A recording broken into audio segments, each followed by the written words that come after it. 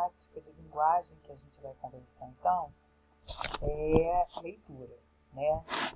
E é muito gostoso, né? Também deve ser trabalhada de forma interrelacionada e ela está muito ligada às relações de interação, leitor, ouvinte, espectador, né?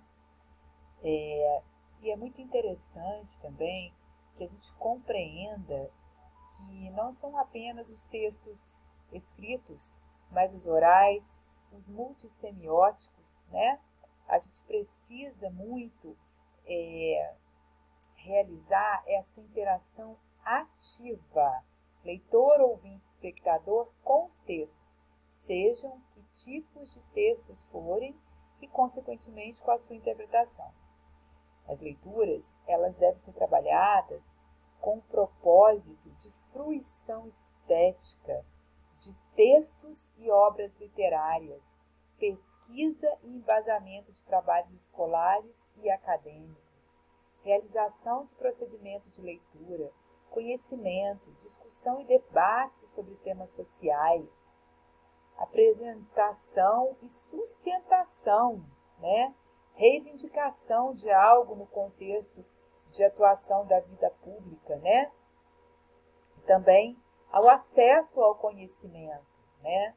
Então, a leitura, ela é como se fosse uma ferramenta que vai trazer para esse aluno muita oportunidade, porque ela traz o prazer pela obra literária, né? Ela traz o gosto pela pesquisa, ela traz a confiança e a autonomia no momento de debate.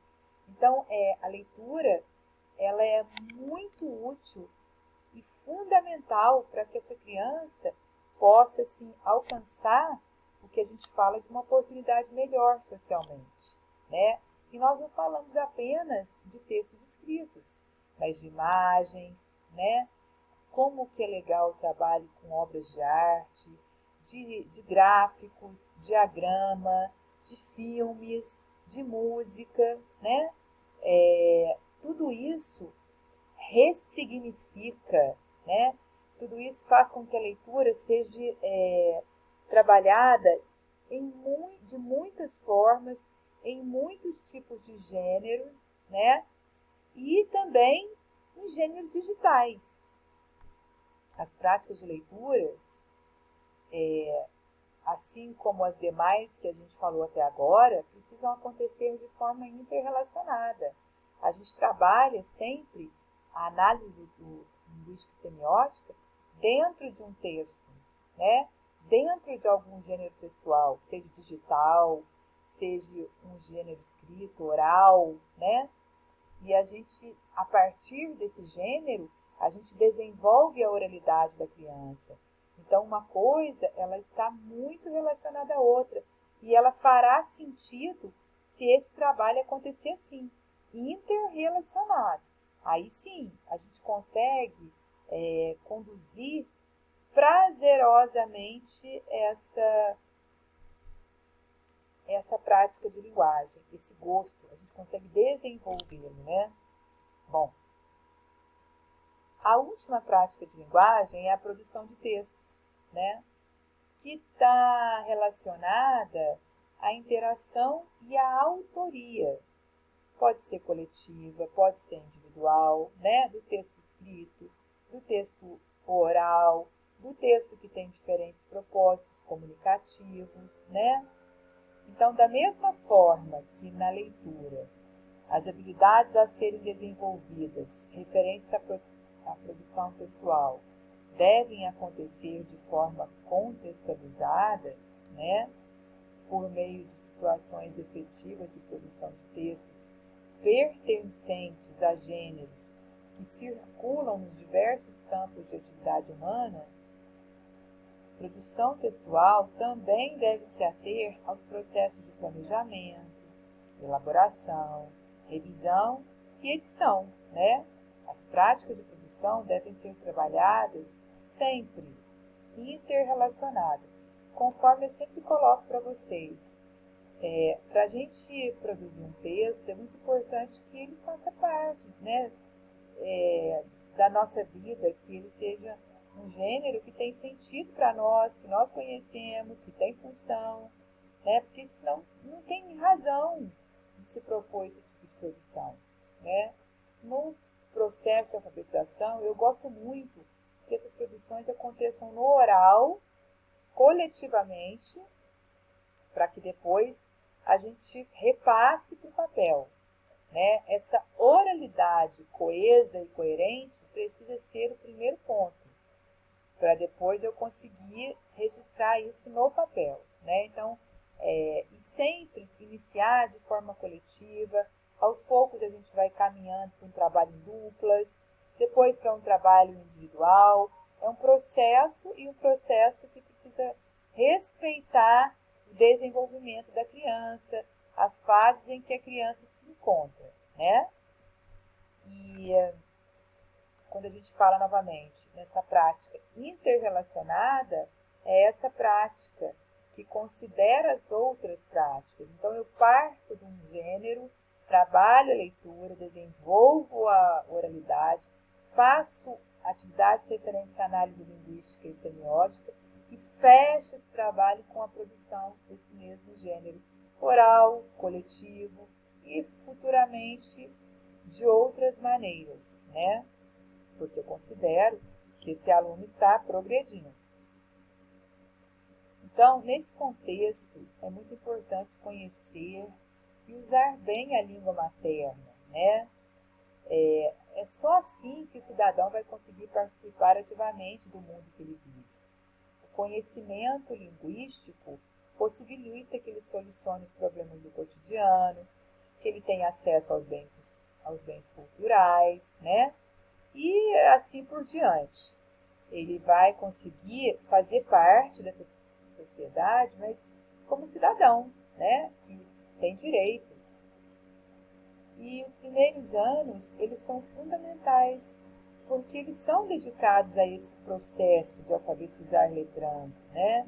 De possibilitar ao aluno que tenha acesso às práticas letradas e a participação nessas práticas, ao mesmo tempo em que a estrutura e o funcionamento do sistema da escrita alfabética vão sendo trabalhados. É um trabalho que acontece concomitantemente, e que deve acontecer assim, né?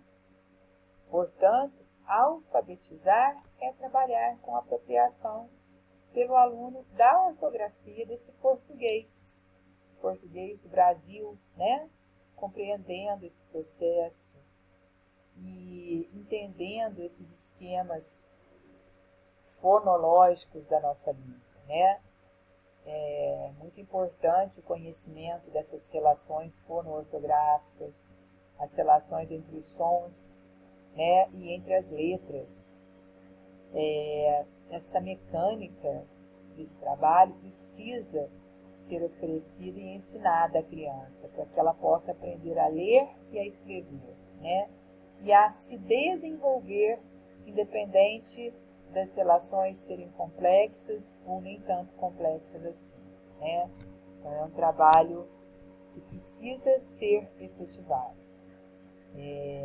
Essas relações não são tão simples como as cartilhas apontavam, mas são possíveis de acontecer e serão muito mais significativas se acontecerem partindo da reflexão e da participação ativa dessa criança, né? A humanidade levou tanto tempo para estabelecer essa relação com o grafismo, né? Trabalhar o grafismo e o som de forma concomitante. Então, não vai ser agora que a gente não vai vencer o desafio de auxiliar essa criança e levá-la a construir o sistema de escrita alfabética de forma reflexiva e ativa, né? Vamos melhorando cada vez mais. Bom, para que isso aconteça, isso aqui é um esboço da BNCC, né? Que traz para nós a prática de linguagem, pode ser uma dessas que nós citamos, dentre essas 4, o objeto de conhecimento, que é o conteúdo a ser abordado, né? E a habilidade que a gente vai desenvolver na criança. Aqui tem uma habilidade de primeiro ano e aqui tem uma de segundo ano. Essa habilidade aqui, reconhecer que textos são lidos e escritos da esquerda para a direita e de cima para baixo da página, é uma habilidade que pertence à prática de linguagem leitura, tá? E que poderia ter como objeto de conhecimento a aquisição do processo de leitura, tá? Da leitura de frases, de pequenos textos.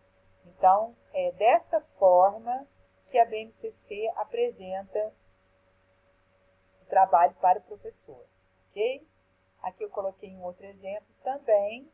Aí eu coloco como prática de linguagem, análise linguística e semiótica, como o conteúdo, que é o objeto de conhecimento, a correspondência fonema-grafema, e a habilidade, se for no primeiro ano, escrever espontaneamente ou por ditado palavras e frases de forma alfabética, usando letras, né, os grafemas, que representam os fonemas. Então, aqui eu coloquei a prática de linguagem, o objeto de conhecimento, né, e a habilidade que eu quero desenvolver na criança. Para que esse meu plano de aula ele fique completo e seja eficiente, eu preciso colocar o componente curricular, língua portuguesa, a prática de linguagem, como eu citei aqui no slide anterior, o objeto de conhecimento, a habilidade, mas é muito importante que eu coloque depois como eu vou desenvolver essa habilidade, né? Eu chamo isso de desenvolvimento da aula. Então, como vai ser esse processo? E eu gosto de colocar avaliação. Por quê? Porque eu posso, ao final da minha aula, concluir se eu avancei, com quem eu avancei, até que ponto eu avancei, o que eu preciso retomar. Então, serve de um feedback para o professor, tá? Então, nas próximas videoaulas, nós iremos, então, avançar com o plano de aula, ok? Um abraço.